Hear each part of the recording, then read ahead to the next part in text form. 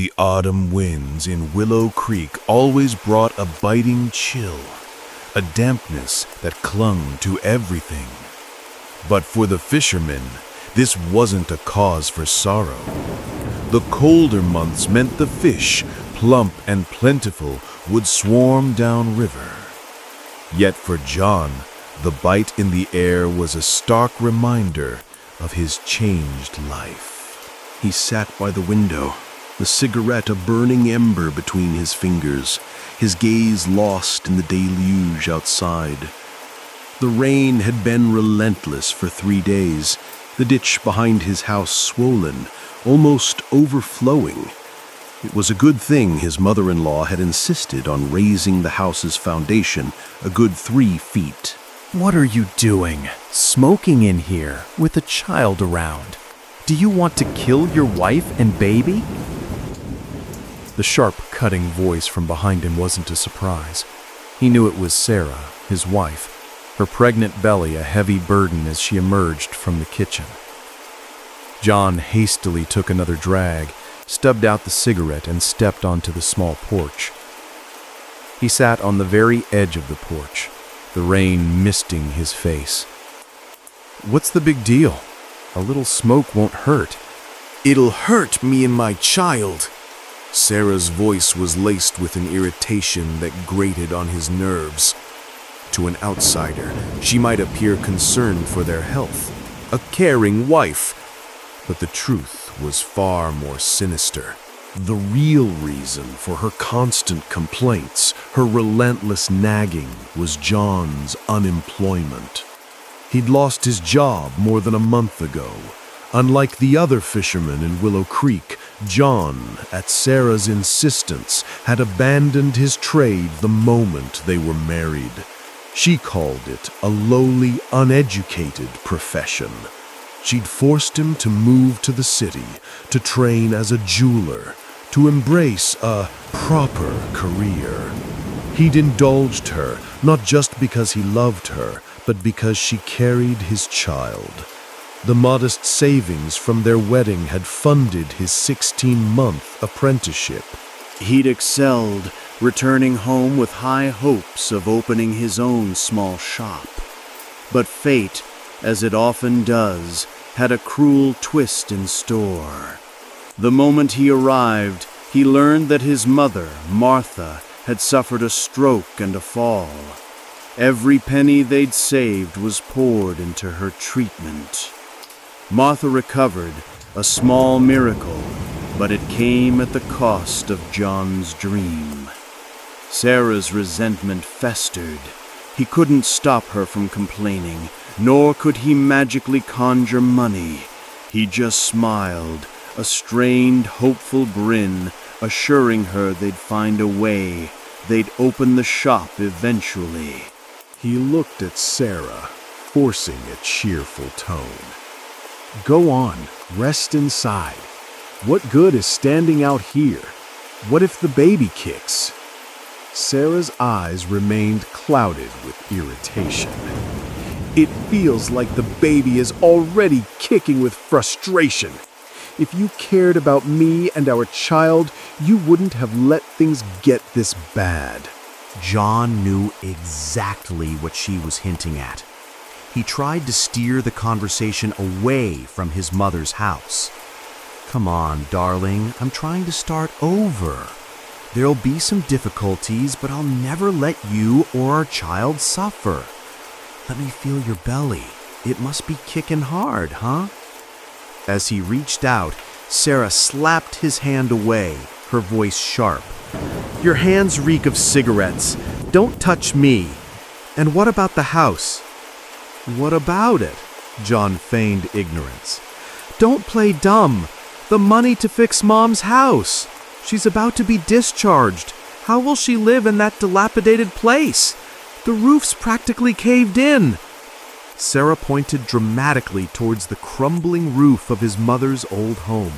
John fell silent, then sighed. Honey, we barely have enough money. Sarah's eyes narrowed. Something's wrong. You're hiding something from me, aren't you? Tell me. No, nothing at all. John stammered. "I was just planning to tell you in a few days." "Tell me what, John? Don't make me angry." I want to bring Mom to live here." The words hung in the air, a cold shock that visibly rippled through Sarah. She stood motionless for a moment, unable to form a coherent thought. Finally, she gasped, "Are you insane? Bring her here. Why?" "Mom's old house isn't safe anymore. Even if we rebuilt it, it would take ages, and I don't want her living alone. What if something happens again, like last time? We were lucky to find her in time." Sarah fumed, struggling to contain her rage. She spoke through gritted teeth. "Fine, I'm tired. Do what you want. But I'm telling you now, if you bring her here, you're on your own. I won't have anything to do with it." With that, Sarah turned and strode towards the back room, the resounding slam of the door echoing her fury. John sighed, shaking his head. He pulled out another pack of cigarettes from the table, lighting one. He wasn't oblivious to Sarah's feelings, but what choice did he have? His mother's accident had been a terrifying wake-up call. They had been married for over a year, and he longed to live with and care for his mother. His father had passed away more than 10 years ago. But Sarah refused, using her pregnancy as leverage. If he wanted to marry her, he had to live separately. If he insisted on living with Martha, she would end the engagement. John couldn't abandon his child. The house they lived in now had been purchased with money from Sarah's parents, from her uncle, so the price wasn't exorbitant. He had thought everything would be smooth sailing, but then Martha's accident had thrown everything into chaos. The conflict between filial duty and marital love tormented him for nights. Sarah's strong reaction wasn't unexpected. John told himself to be patient, that she would come around. Finally, the day of Martha's discharge arrived. John was there early, his eyes full of tenderness. "Mom, how are you feeling? Are you okay?" "I'm fine, son. I feel much better. The nurses here were so kind and attentive. Don't forget to thank them before we complete the discharge procedures." "Yes, Mom, I know." Martha's eyes darted around the room. "Where's Sarah? Isn't she with you?" John hesitated, a flicker of unease in his eyes, but quickly recovered, forcing a smile. "She's home, cooking for you, Mom." "My sweet girl. I told her not to bother. She's pregnant. It's too much work for her to cook. It's hard enough." "It's okay, Mom.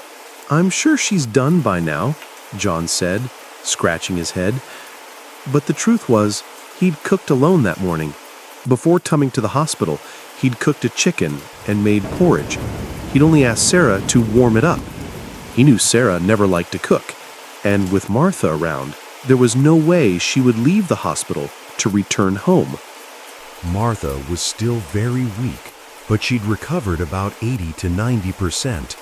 When they'd brought her to the hospital, she'd been incoherent, her body unresponsive.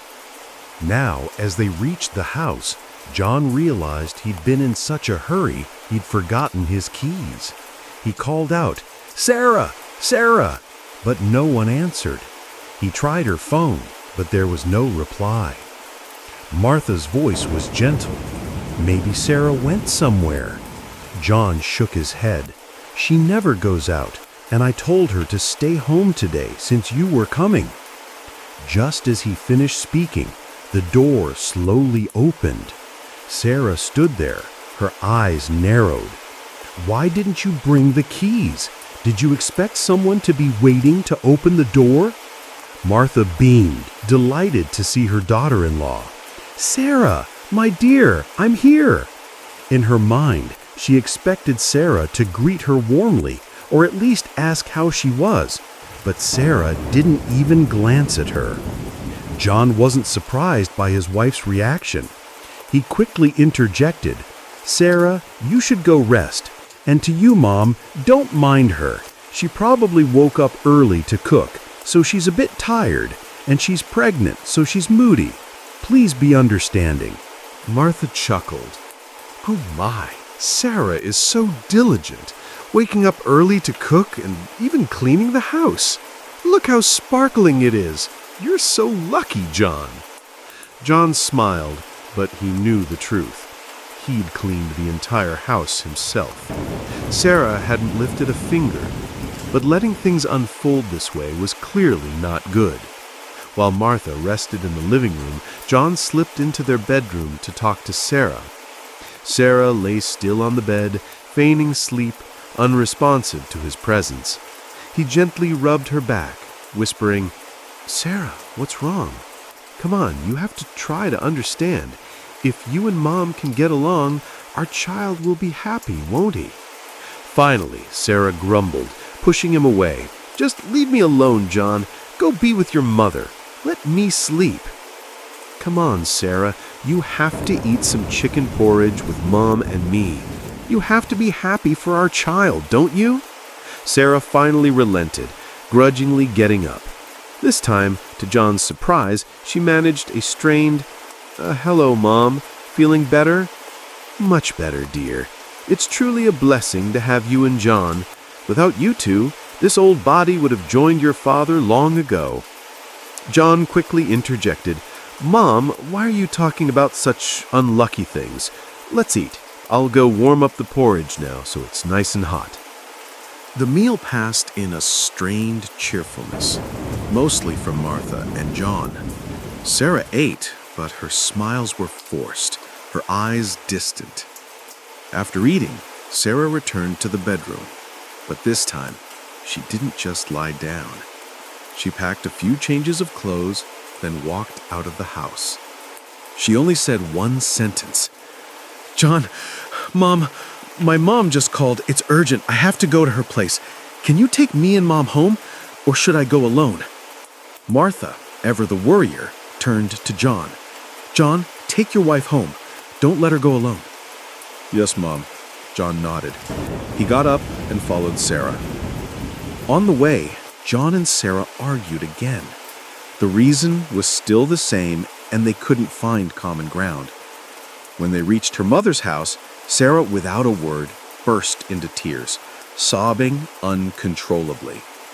Her mother, Mrs. Davis, looked at her with concern, trying to coax the truth out of her. Sarah, after much prompting, finally confessed. Mrs. Davis slammed her hand on her thigh. "You foolish girl! Don't you see? This is a blessing in disguise." Sarah, her eyes red from crying, looked up. "A blessing? How, Mom?" You're so naive. I thought you and John had just wasted a lot of money. But no, you're lucky. Is John's mother still living in your house? Yes, she is, Mom, Sarah replied, still confused. She's asking about the old house, but John won't let her go back there. Then why aren't you thinking about selling that old house? With the money you two spent on her medical treatment, plus the house and land, it would be worth over $50,000. Isn't that a profit? You're sitting on a gold mine, girl. Sarah's eyes widened with understanding. Oh, Mom, you're right. I'm so stupid. But what do I do now? Mrs. Davis rolled her eyes, then patted her daughter's shoulder. Can you ask a smarter question? Now, go back and try to win over John and his mother. When the time is right, persuade him. Understand? I understand, Mom. Only you can handle everything. I'm so lucky to have you.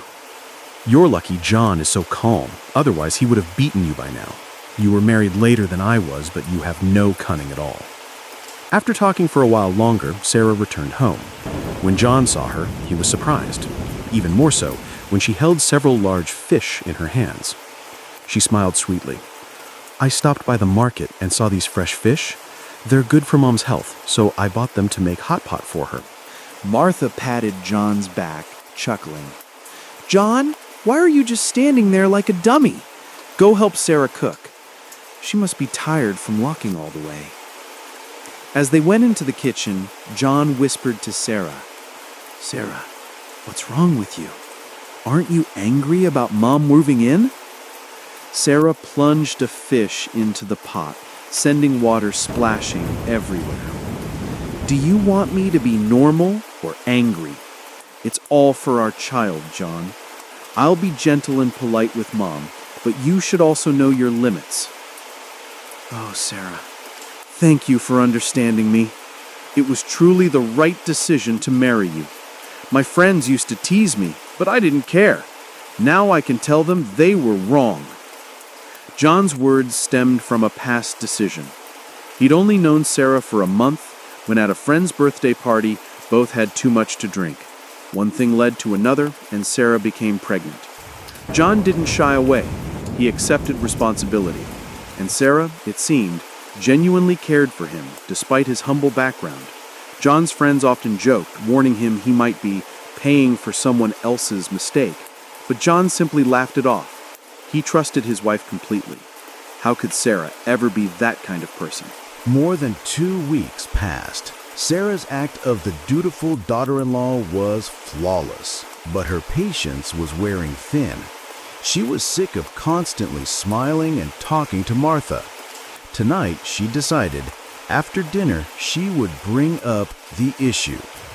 Martha was in the living room watching TV, and John was in the bedroom, rummaging through his closet for clean clothes to shower.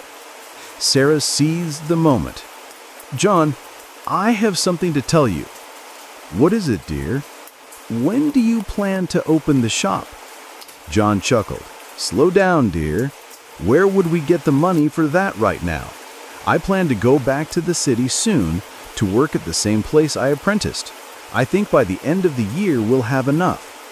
"Are you insane? By the end of the year, how many people will have opened shops before you? This business is booming here. Why are you hesitating? Don't you want to take care of me and our child?" John sighed, turning to his wife.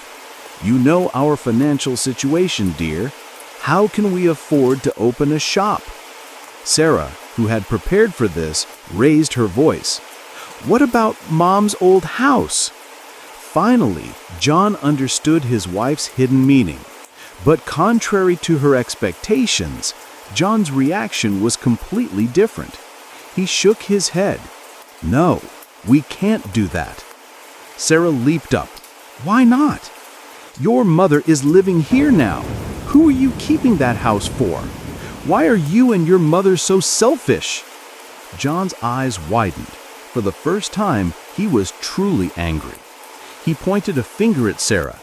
"I forbid you from ever mentioning that house again. Do you hear me? Keep your mouth shut, or I swear to God, I'll—" John stormed out of the room, got into his car, and drove aimlessly for over half an hour. He ended up at his friend Mark's bar. The weather was chilly, and the bar was packed.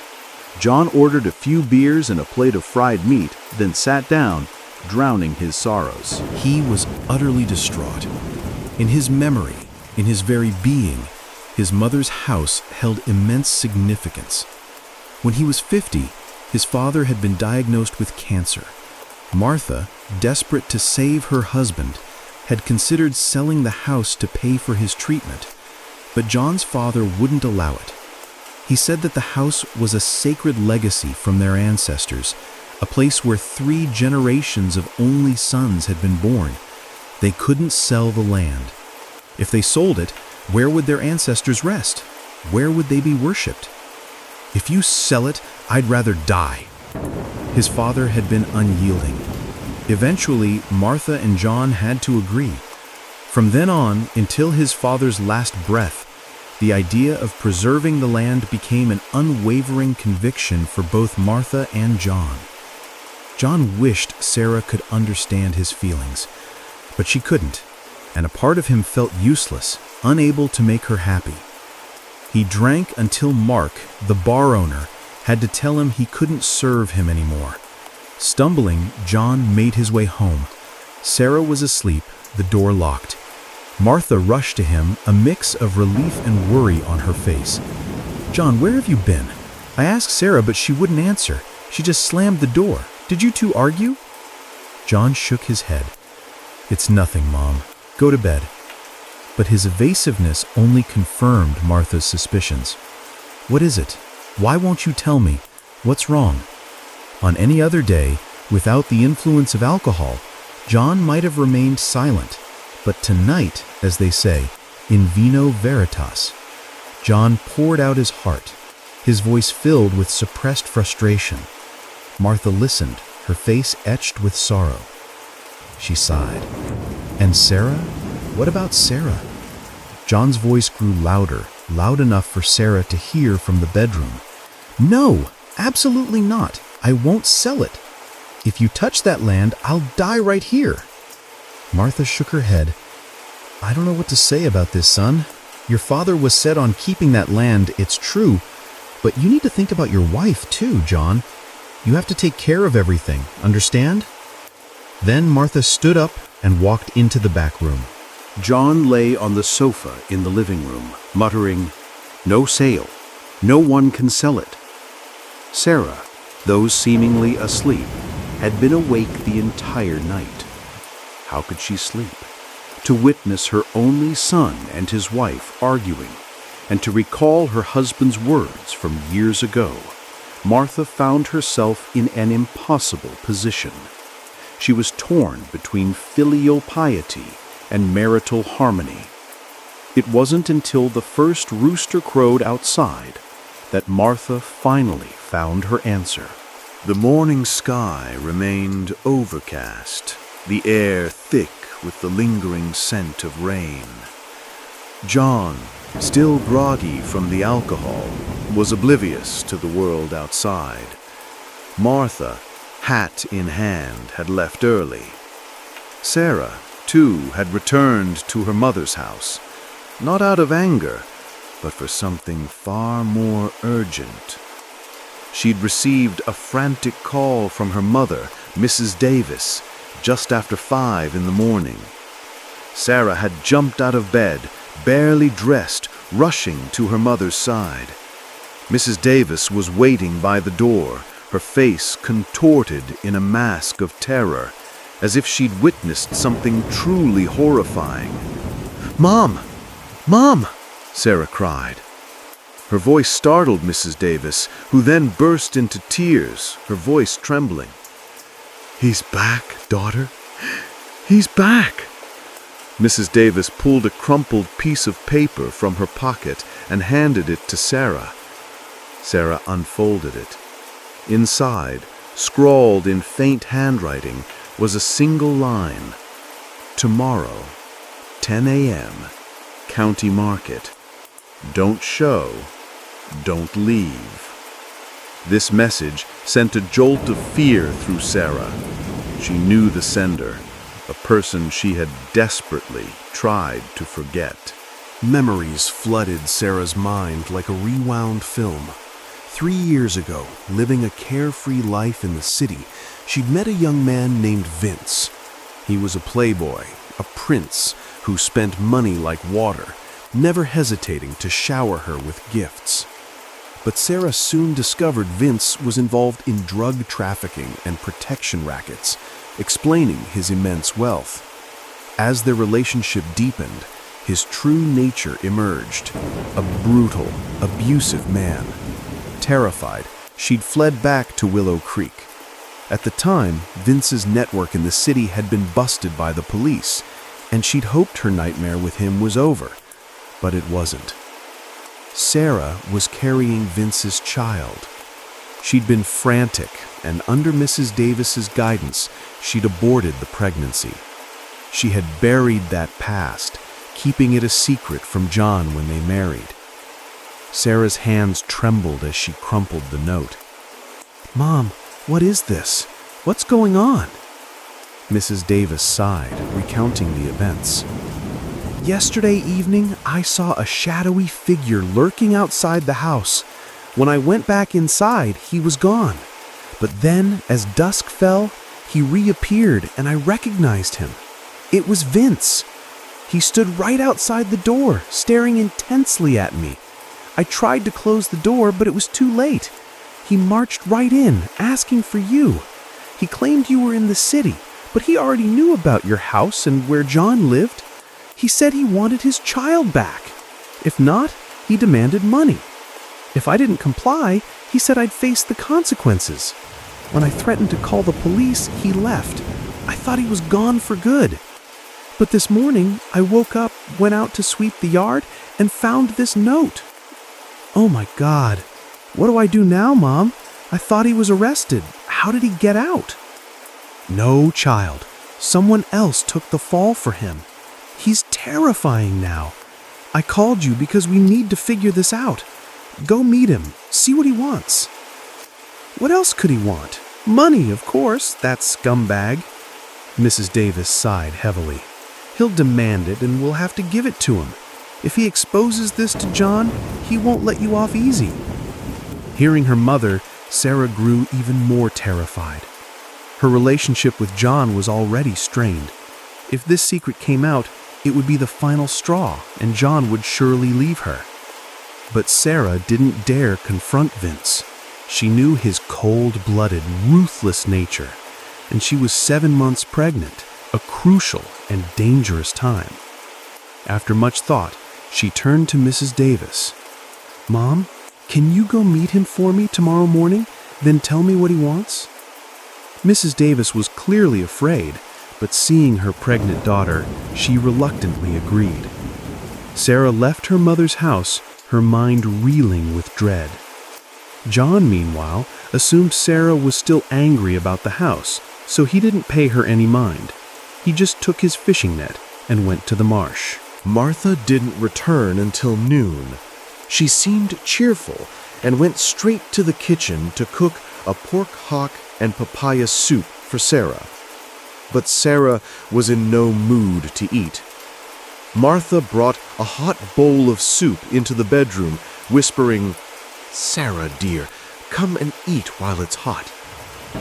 Sarah, still inside, replied without opening the door, "No, I'm not eating. I'm tired. Just let me rest." Her terse reply disheartened Martha, but she assumed it was just pregnancy hormones. Besides, her main goal wasn't just to bring Sarah soup. She had something far more important to say. She called out again, "Daughter, I have something to tell you. Please, I'm exhausted. Don't preach to me." Martha, thinking Sarah was truly tired, turned and walked away.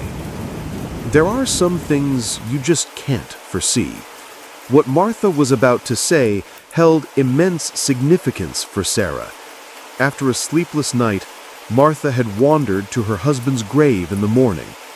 She sat there, talking to him about everything, specifically asking for his permission to sell the land for John and Sarah to use for their business. She held a bunch of incense sticks in her hand. "If you agree, dear, let the incense burn brightly. If not, I won't touch it." And indeed, after she placed the incense sticks in the holder, the flame flared up fiercely. Martha clasped her hands together, thanking her husband. She had planned to tell the two of them this joyful news later that evening, but now it didn't seem so urgent. Meanwhile, Sarah lay tossing and turning in her room, her mind a tangled mess of unresolved thoughts. The land issue was already a headache, and now Vince's return added another layer of dread. She didn't know what he would demand tomorrow. Suddenly, her phone rang, startling her. She dreaded answering, but when she saw her mother's name, she had no choice. "Hello, Mom?" Sarah didn't know what was happening, but she could tell from Mrs. Davis's voice that her mother was even more terrified than when she'd first told her about Vince. "What's wrong?" she asked immediately. "It's awful, daughter. Vince changed his mind. He's demanding your house now," Mrs. Davis wailed. "He said as soon as I hung up, he'd call you. He's crazy. Don't let him break anything." Then Mrs. Davis hung up. Sarah's hair stood on end. She jumped out of bed, running frantically. "John! John!" She searched the house, then the marsh where John had gone fishing. No sign of him. She assumed he hadn't returned. As she hurried back inside, she saw Martha sound asleep in her room. And then Vince arrived. His tall, imposing figure stood at the gate, unmistakable. Sarah quickly stepped outside, not forgetting to close the door behind her. "Hello, my love. Long time no see. You're still so beautiful," Vince sneered. Sarah's eyes narrowed. "What do you want? Don't talk to me like that. I'll call the police." "Go ahead, call the police. Let's see if you can still keep this land then. You won't get away with anything." Vince's face quickly shifted, revealing his true, terrifying nature. Sarah's face was now pale with fear. She choked out, "What do you want? Why did you say we'd meet tomorrow morning? Can't it wait?" "I have to leave urgently tomorrow. I need money now. I need about $1 million, but since I'm in a hurry, I'll take half now. I'll get the rest later when I return." "Are you insane? $1 million? Where am I supposed to get that kind of money?" Sarah cried. "That's your problem. Do what you have to do, or don't blame me for what happens. Your husband seems to be out on the marsh. I'll go play with the water for a bit." Sarah's hands trembled. She clasped them together, begging. "Vince, please, I'm begging you. I don't have that much money." Vince's eyes rolled back, his face transforming into a monstrous mask of rage. He looked like a loan shark demanding payment. Fortunately for Sarah, everyone else in the village was out in the fields, so no one witnessed this scene. Vince's rage grew, fueled by the sight of Sarah's swollen belly.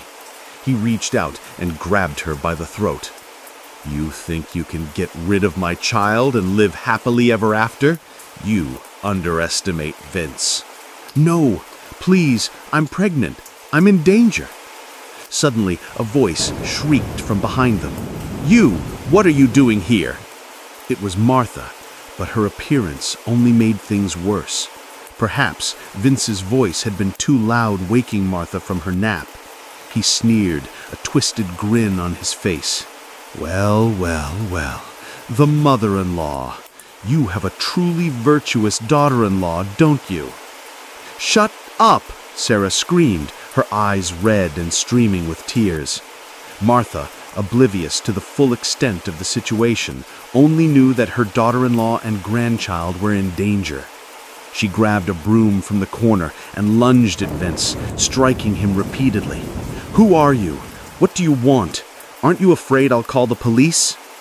Vince, a man who wouldn't flinch at Martha's feeble blows, felt deeply insulted.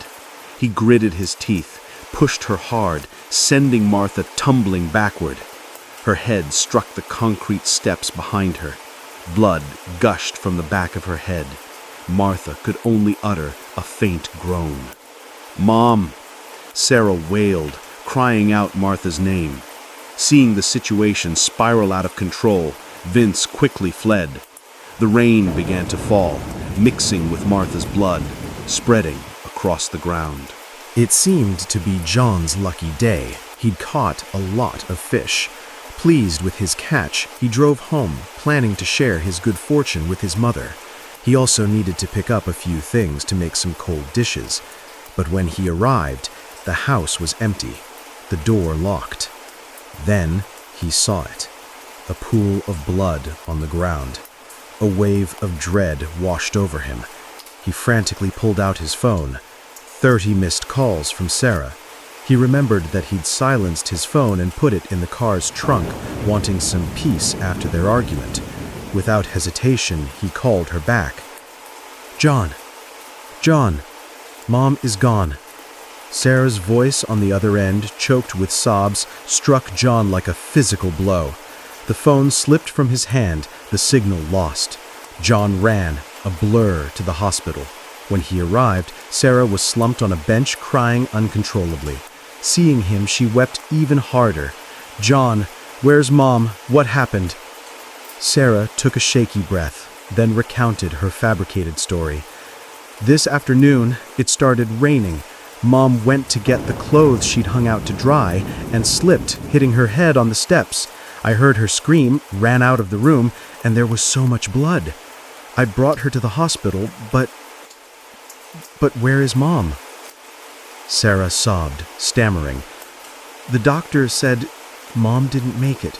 She's in the morgue, in the back. Hearing the devastating news, John staggered, almost collapsing. Sarah continued to cry, clutching him, her body shaking. Martha was indeed gone, but if she had been there at that moment, she would have slapped her daughter-in-law for her callous deception. Her death, a murder, had been transformed into an accident. Sarah was truly heartless, able to lie so brazenly. The rain lashed down, the wind howled, and Martha's funeral was a somber, lonely affair. Due to the auspicious date, her burial took place the very next afternoon. After the funeral, John became a hollow shell of his former self. That evening, Sarah emerged from the bedroom, her face pale and drawn. "John, I've totaled up the funeral donations. We still owe the funeral service over $10,000. What do we do?" John sighed. His mind was too clouded to even think about money. Sarah then suggested, "John, maybe we should—" She didn't need to finish. John knew what she was going to say. He shook his head, but this time it wasn't in refusal. It was resignation. He no longer cared to make decisions. "Do what you have to do. Mom is gone. I want to bring her ashes back here to live with us. She was cremated and placed in the temple, but I want her to be here, with us." Sarah flinched when John mentioned Martha in such a tone, but it no longer mattered. A wave of joy washed over her. Martha's death was, in a twisted way, a solution to so many problems. 12 months later, Sarah gave birth to a healthy baby boy. With the money from the house sale, after paying off their debts, John finally opened his jewelry shop. Life, for the couple, was seemingly peaceful and happy. Sarah gradually forgot the terrible things she had done, but she couldn't know that the storm was only just beginning to brew. One morning, John rushed home from the shop, his face etched with worry.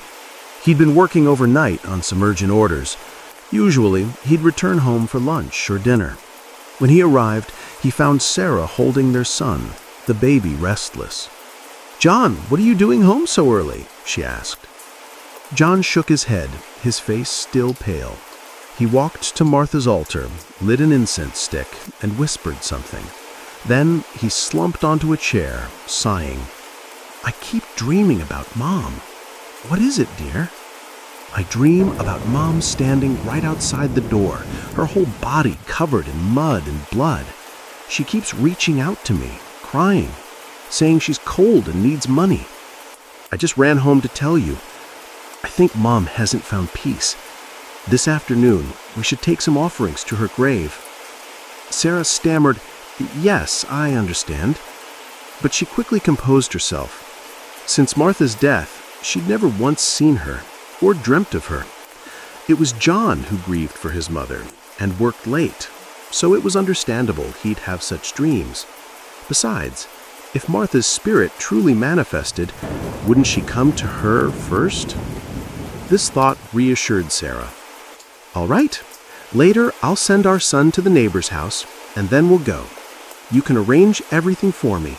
Later that afternoon, John drove Sarah to the cemetery. Sarah sat in the back, holding a basket of offerings and fake money. Martha's pristine, polished stone grave stood out, nestled beside her husband's. John clasped his hands before the grave, whispering prayers. Sarah, from the moment they entered the cemetery, felt an inexplicable chill. Even the slightest gust of wind or sound made her jump. After a while, John placed the offerings on the grave and the fake money was burned.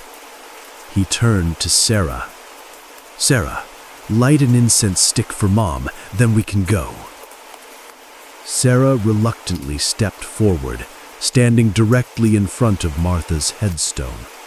The photo on the tombstone, cut from a family picture, showed Martha smiling brightly. Sarah lit an incense stick and placed it in the small oil lamp beside the grave. The flame quickly caught. Sarah mumbled a prayer. "Mother, today your husband and I have brought some offerings for you. We hope you will protect us and your grandchild." As soon as she finished, a sudden gust of wind swept through, kicking up dust. The oil lamp flickered and died. The incense stick she had just lit went out, but the candles John had lit remained burning normally. Sarah stood frozen, staring at the headstone. John, less concerned, was busy rearranging the lamp and the fruit offerings that had been scattered by the wind. When he finished, Sarah had calmed down.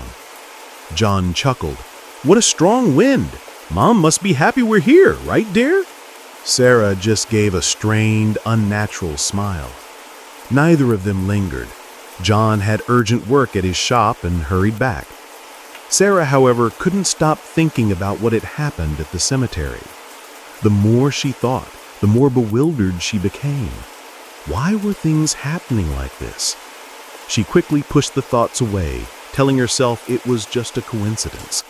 She stood up, heading to the neighbor's house to pick up their son, not forgetting to thank Mrs. Henderson. But as she turned to leave, Mrs. Henderson called out, "Sarah, can I ask you something?" "What is it, Mrs. Henderson? I don't understand. Just tell me.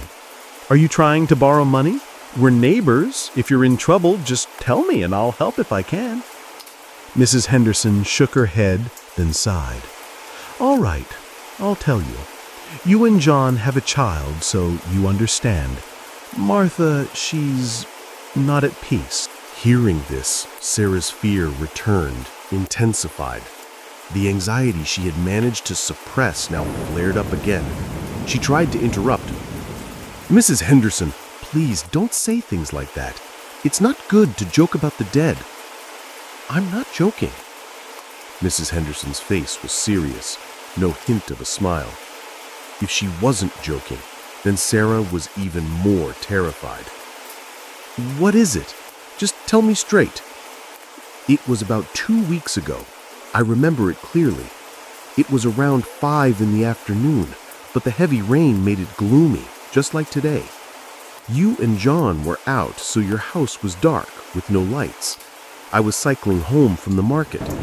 As I reached your gate, I heard a loud voice calling out, 'Mrs. Henderson, where are you going?' Instinctively, I stopped to see who was calling me, and then I saw a dark shadow standing right under your porch, exactly where Martha fell before. There was no one else around, so I knew it was the person who called me. As I leaned closer to see in the dim light, my blood ran cold. It was Martha. She stood there, looking at me, smiling. I was so scared I pedaled home like crazy. That whole night I had nightmares about her." Sarah's blood ran cold. She remembered that period. She and John had been visiting a friend in the town. But a ghost? How could she believe that? Sarah's skeptical gaze prompted Mrs. Henderson to continue. "That's not all. A few days ago, when I was at the market, I overheard some people talking. They said that one of their friends, a vegetable vendor, saw Martha appear every morning as she carried her vegetables to sell, right past your house. Martha would buy vegetables and give her money, but when she got home, she'd find it was all ghost money. I don't know if it was out of fear or some spiritual intervention, but that vendor fell ill and hasn't recovered since." Mrs. Henderson's story was detailed, specific, so specific that Sarah could almost picture herself witnessing it. Anyone looking at her now would see her growing terror. Mrs. Henderson pulled Sarah down onto a chair, speaking in a low voice. "This is not something you can just ignore. Martha died too suddenly. She hasn't found peace. In my opinion, you should find a good spiritualist to perform a ritual for her. That will resolve everything. Can it really be done, Mrs. Henderson? I'm so confused right now. Mrs. Henderson patted Sarah's back. Of course. If you don't know anyone, I can recommend a good spiritualist. I know a very powerful one. Just then, their son, John Jr., started crying. Oh, he's crying. I need to go feed him. I'll think about this and let you know. All right, go on. Sarah nodded, leaving Mrs. Henderson's house, her mind churning with Mrs. Henderson's words. When she reached her own yard, Sarah didn't even dare to walk past the spot where Martha had fallen. She took a detour, entering the house through the back door.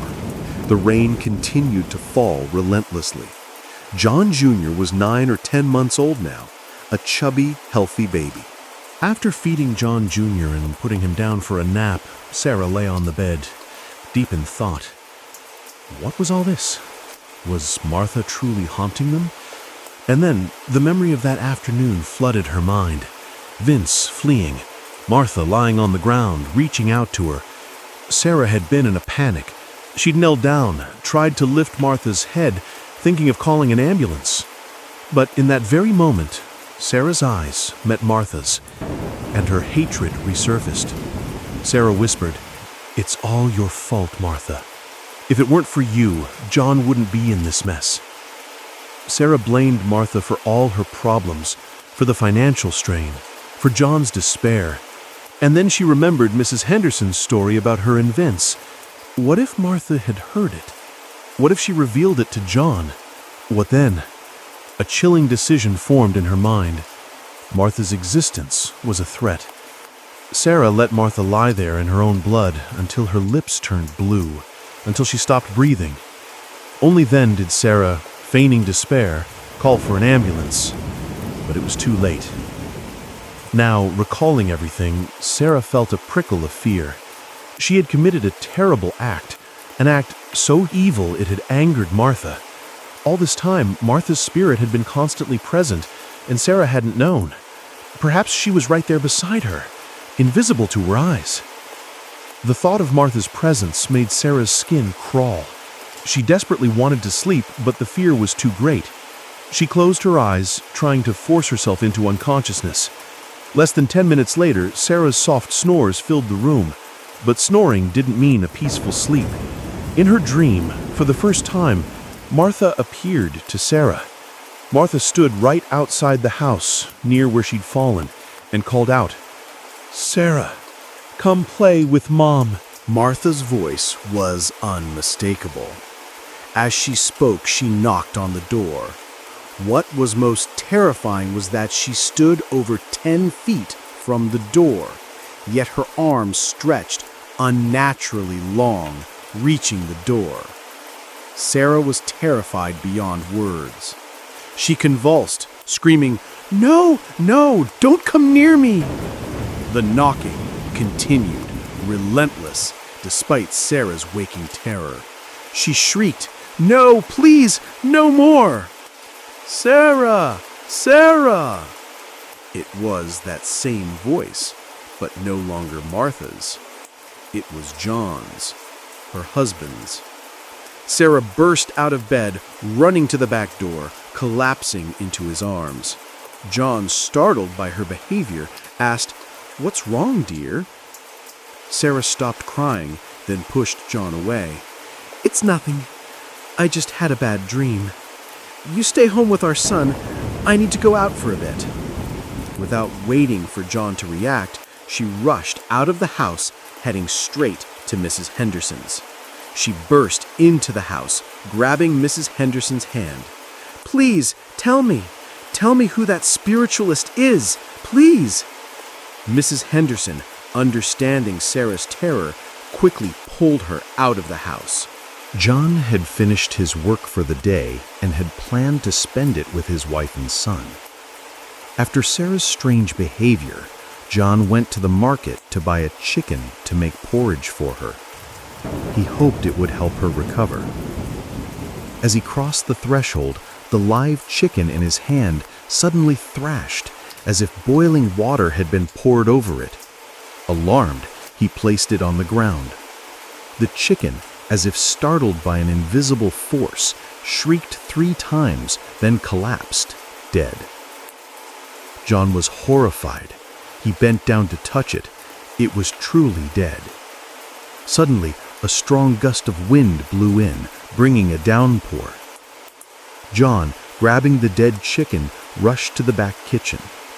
He mused for a moment, thinking it must have been some kind of disease, then tossed it into the trash can, muttering, "Bad luck." He washed his hands and feet, then walked back into the house, calling out, "Sarah?"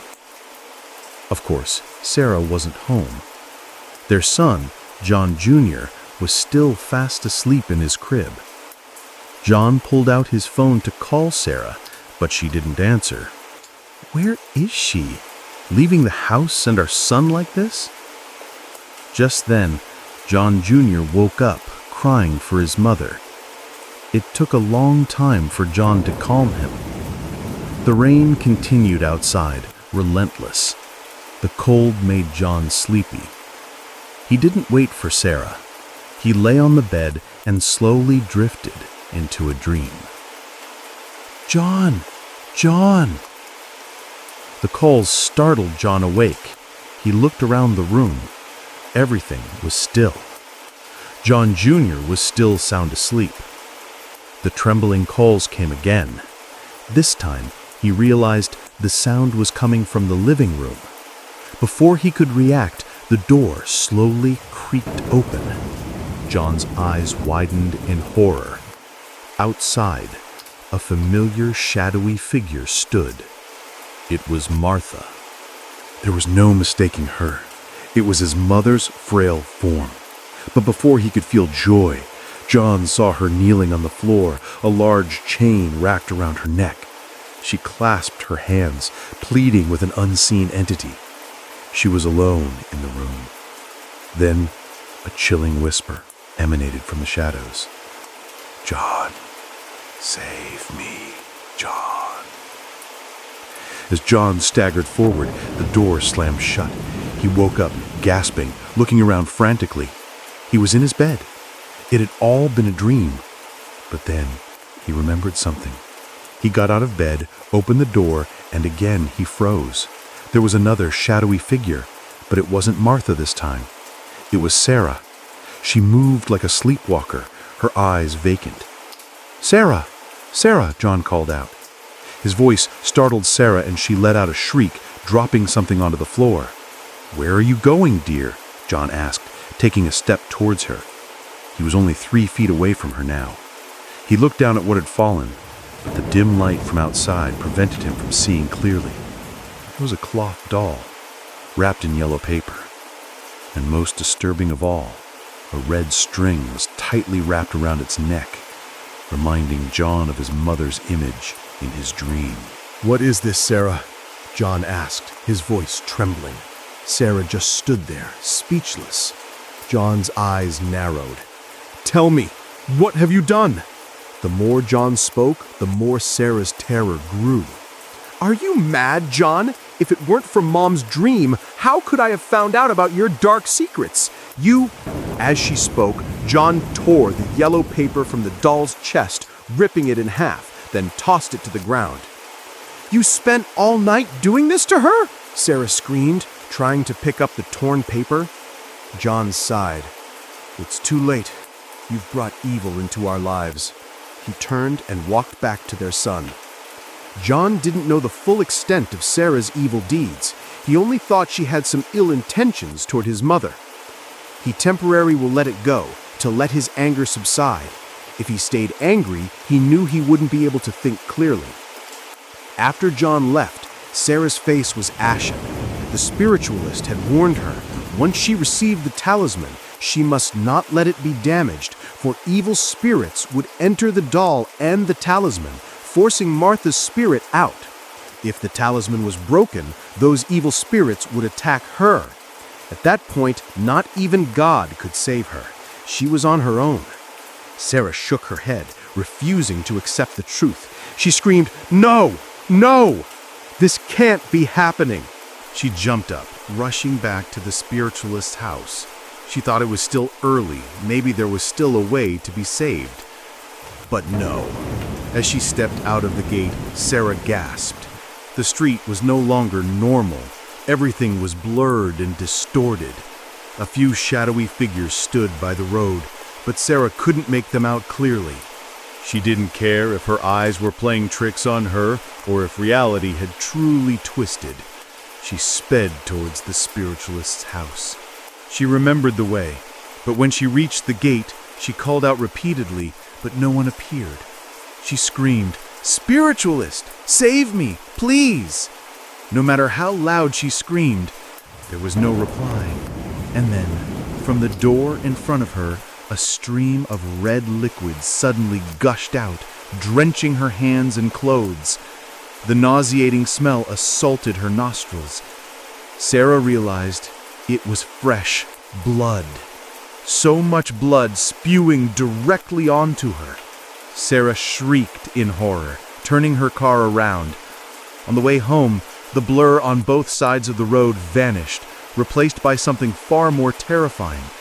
The road was now a river of blood, flowing like a stream, even reaching the middle of her car wheels. The water falling from the sky wasn't rain. It was blood. And on both sides of the road were twisted human forms, some missing arms, some even missing heads. They lunged at her as if they wanted to possess her, to consume her. The scene before Sarah's eyes was nothing short of hell. She was so terrified that she closed her eyes, letting the car drive itself home. As if by a miracle, she found her way. She didn't even bother to lock the car, rushing inside, slamming the door shut. She grabbed her phone and called John, desperate for help. But the person who answered wasn't John. Instead, a chilling, terrifying laugh echoed from the other end. "Sarah, my dear daughter-in-law, it's Martha." It was Martha's voice. Sarah shrieked, throwing her phone against the wall, shattering it. At that moment, loud banging sounds erupted from the door, accompanied by screams and cries, all calling Sarah's name. After leaving his son at his friend's house, John had been pondering his wife's actions. What had truly happened to make her do something like that to his mother? The image of Martha, bound and dragged away in his dream, kept haunting him. The questions mounted, leading John to decide to return home and ask Sarah. He left John Jr. at his friend's. When he arrived, it was dark. The house was silent, not a single light on. John thought, where has she gone now? But that thought was immediately extinguished. He saw a shadowy figure inside the house, accompanied by mournful cries. Recognizing his wife's voice, John rushed in to see what was wrong. The bedroom light flickered on, illuminating a terrifying scene. John gasped in horror. His wife lay writhing on the floor, her hair disheveled, one hand pounding the floor, the other slapping her own face. She felt no pain from the blows. John's anger vanished, replaced by shock. He rushed to her, embracing her. "Sarah, what's wrong with you?" Sarah's eyes were vacant, emotionless. She seemed unresponsive. John knew this wasn't good. He brought her to the hospital. He hoped for the best, but the doctors couldn't find anything wrong with her. They concluded that her body was perfectly healthy. Sarah's condition was likely caused by an extreme psychological shock. The hospital staff even had to restrain her hands and feet to prevent her from harming herself.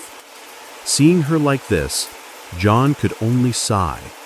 He prayed to his mother, "Mom, if you are truly watching over us, please help my wife.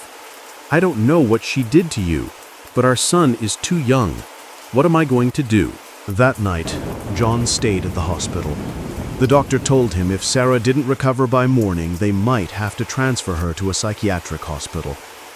Exhausted from the long day, John called his friend to watch John Jr., drank a glass of milk, leaned against the wall, and drifted off to sleep. In his dream, Martha appeared again. She looked sad, but the chains around her neck were gone. "Mom! Mom!" John called out. Martha didn't answer, only offered a gentle smile, looking at him. Martha then looked toward Sarah's hospital room. John followed her gaze and was horrified to see a dozen shadowy figures standing beside Sarah's bed. They were indistinct, faceless entities, and they were hitting, kicking, and slapping Sarah's face. John tried to rush in, but Martha's silhouette held him back. Her form then slowly dissipated into a blinding light. "Mom!" John cried. John woke with a start, his cries echoing, causing the nurses and other patients' families to stare at him as if he were an alien. Remembering Sarah, he rushed inside. Sarah was awake now. Her eyes, though tired, were no longer vacant. "Sarah, how are you feeling?" Sarah didn't speak. She just moaned, then burst into tears. The next morning, Sarah's condition had improved and she didn't need to be transferred. She remembered everything. John asked her about what had happened the night before. Sarah didn't say anything. She only said that she needed to live to take good care of John Jr. From that day forward, John witnessed a profound change in his wife. Sarah began to practice a vegetarian diet and devoted herself to daily prayers. Sometimes she would pray for Martha's peaceful rest, other times for the well-being of their family.